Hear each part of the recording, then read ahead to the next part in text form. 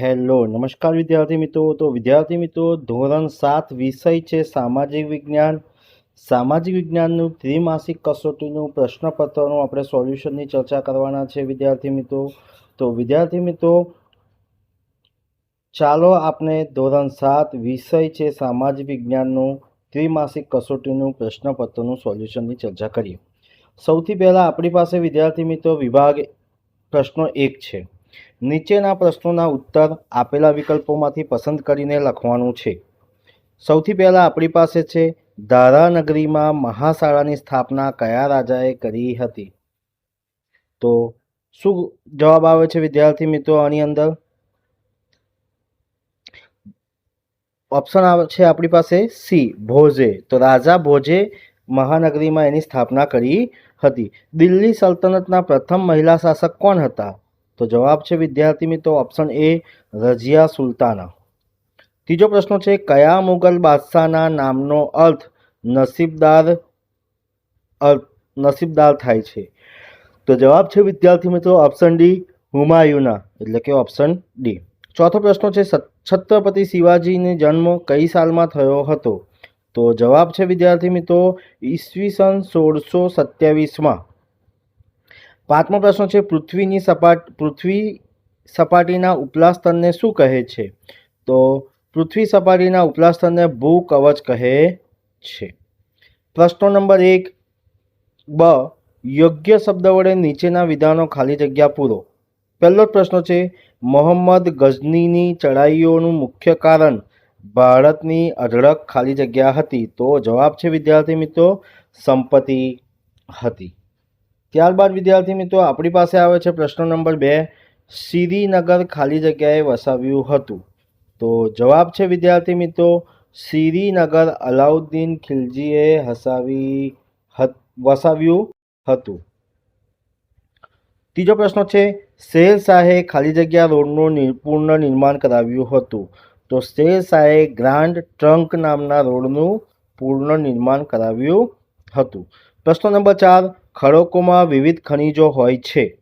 તો એનો જવાબ છે વિદ્યાર્થી મિત્રો ખડકોમાં વિવિધ ખાલી જગ્યા હોય છે। તો જવાબ છે ખનિજો હોય છે। ત્યારબાદ વિદ્યાર્થી મિત્રો આપણી પાસે આવે છે પ્રશ્ન નંબર 2 અ। પ્રશ્ન નંબર 2 ની અંદર શું કહે છે કે નીચેના વિધાન ખરા છે કે ખોટા છે તે આપણે જણાવવાનું છે। તો વિદ્યાર્થી મિત્રો પહેલો જ પ્રશ્ન છે રણ પ્રદેશમાં પવન એ ઘસારણ અને નિક્ષેપણનું મુખ્ય પરિબળ છે। તો આપેલું વિધાન કેવું છે? બિલકુલ સાચું છે। બીજો પ્રશ્ન છે પંડ્યોનું રાજ્ય નાનું હતું પણ તે વેપારનું મોટું મથક હતું? તો જવાબ છે સાચું। સુલતાન ઇલ્તુમિશે રાજધાનીની સ્થળાંતર પેશાવરથી દિલ્હી કર્યું હતું? તો આપેલું વિધાન બિલકુલ ખોટું છે। ચોથો પ્રશ્ન છે બહાદુર શાહે બનાવેલી રાબિયા ઉદ દૌરાનો મકબરો તાજમહેલ જેટલો જ કલાત્મક છે? તો આપેલું વિધાન બિલકુલ ખોટું છે। પ્રશ્ન 2, નીચેના જોડકા યોગ્ય રીતે જોડો। ઈસવીસન 1530માં, તો ઈસવીસન 1530ની અંદર હુમાયુ દિલ્હીની ગાદી પર બેઠો હતો। ઈસવીસન 1540માં તો શેરશાહે ભારત પર પોતાની સત્તા સ્થાપી હતી। ઈસવીસન 1542માં તો ઈસવીસન 1542ની અંદર અકબરનો જન્મ થયો હતો। ઈસવીસન 1556માં તો પાણીપતનું બીજું યુદ્ધ થયું હતું। ત્યારબાદ વિદ્યાર્થી મિત્રો પ્રશ્ન 2 ક આવે છે। પ્રશ્ન 2 કની અંદર આપણને વિદ્યાર્થી મિત્રો એવું કહે છે કે નીચેના આપેલા ચિત્ર વિશે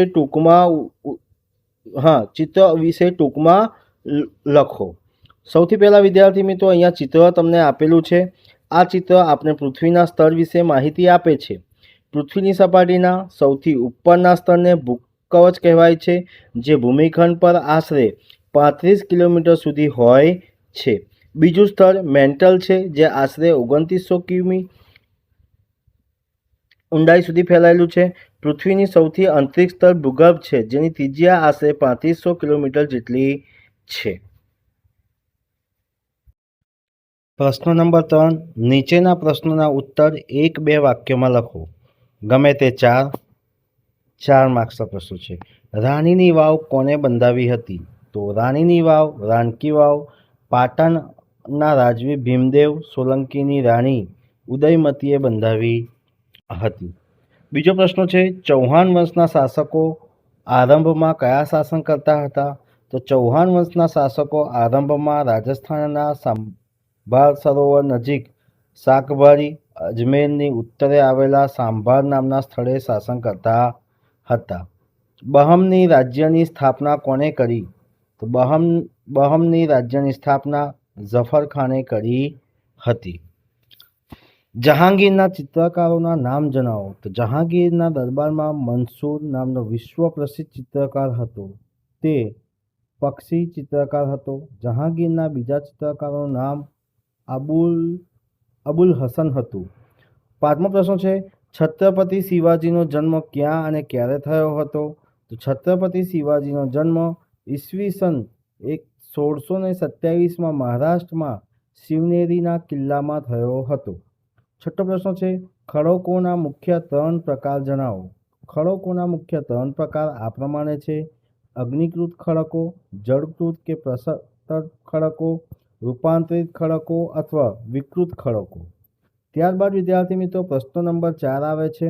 નીચેના પ્રશ્નોના ઉત્તર ટૂંકમાં લખો. ગમે તે 4. ઉત્તર ભારતના મુખ્ય રાજ્યવંશના નામો જણાવો. તો ઉત્તર ભારતના મુખ્ય રાજ્યવંશના નામ આ પ્રમાણે છે: ગઢવાલ વંશ, બીજું ચંદેલ વંશ, ત્રીજું પરમાર વંશ, ચોથું ચૌહાણ વંશ, પાંચમું સોલંકી વંશ અને છઠ્ઠું સેના વંશ, સાતમું ચાવડા વંશ અને આઠમું વાઘેલા વંશ, નવમું પાલ વંશ વગેરે આપણને જોવા મળે છે. તુગલક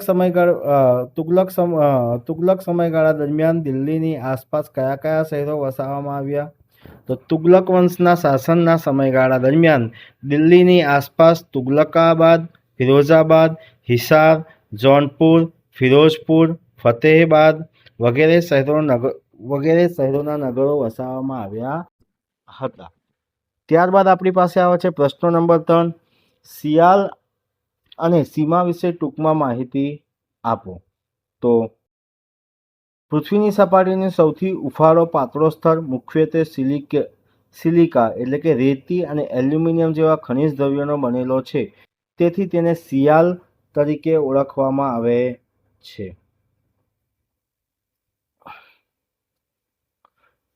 સિયાલની નીચેના સ્તર મુખ્યત્વે સિલિકા અને મેગ્નેશિયમનો બનેલો છે.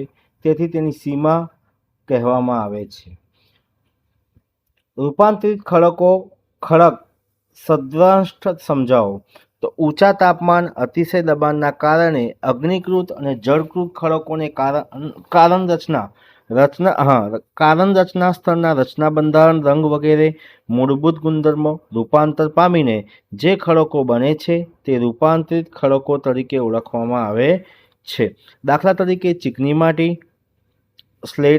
સ્લેટમાં અને ચણાના પથ્થર, આરસપહાણમાં રૂપાંતરિત ખડકોમાંથી ક્વાર્ટઝાઇટ, ગ્રેફાઇટ, હીરા વગેરે મળી આવે છે.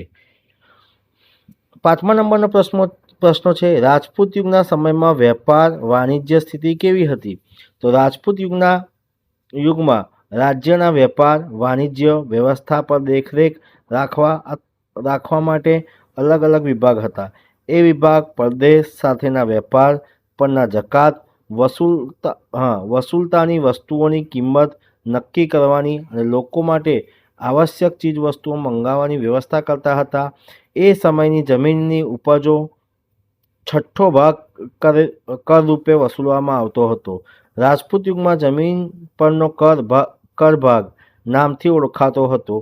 રાજપૂત યુગમાં શહેરો અને ગામડાઓ જકાત લેવાના, થાના પર સિંચાઈ પર અને બંદરો પર કર ઉઘરાવવામાં આવતો હતો. ત્યારબાદ વિદ્યાર્થી મિત્રો આપણી પાસે આવે છે પ્રશ્ન નંબર 5. પ્રશ્ન નંબર 5ની અંદર આપણને શું કીધું છે? નીચે આપેલા પ્રશ્નોના જવાબ સવિસ્તાર એટલે કે મુદ્દાસર લખો. બરાબર છે વિદ્યાર્થી? તો નેક્સ્ટ પ્રશ્નોની આપણે ચર્ચા કરીએ. પ્રશ્ન નંબર 5નો પહેલો, રાજમાતા મિનળ દેવીએ પ્રજા કલ્યાણના કયા કાર્યો કર્યા હતા? તો રાજમાતા મિનળ દેવી પ્રજાવત્સલ હતા. તે પ્રજાના કલ્યાણ માટે કામો કરવા માટે હંમેશા તત્પર રહેતા હતા. તેમને પ્રજાને ન્યાય આપવા નોંધપાત્ર કામો કર્યા હતા. તેમને સોમનાથના યાત્રાવેળા નાબૂદ કરાવ્યા હતા. તેમના કહેવાથી પીવાના પાણીની સમસ્યા HAL કરવા સિદ્ધરાજ જયસિંહ ધોળકામાં મલાવ તળાવ અને વિરામગામ મનસુર તળાવ બંધાવ્યા હતા. ખરેખર મિનળ દેવી આદર્શ રાજમાતા તરીકે ઓળખાય છે. કૃષ્ણદેવરાય વિશે ટૂંકમાં માહિતી આપો. કૃષ્ણદેવરાય